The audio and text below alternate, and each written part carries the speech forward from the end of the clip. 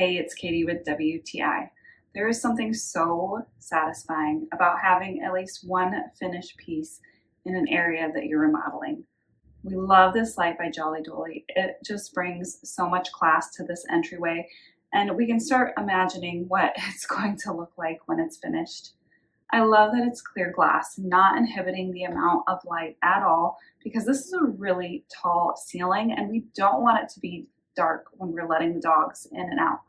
And this texture is just fabulous. It's actually a texture that is used throughout the home. It's something that we really just love.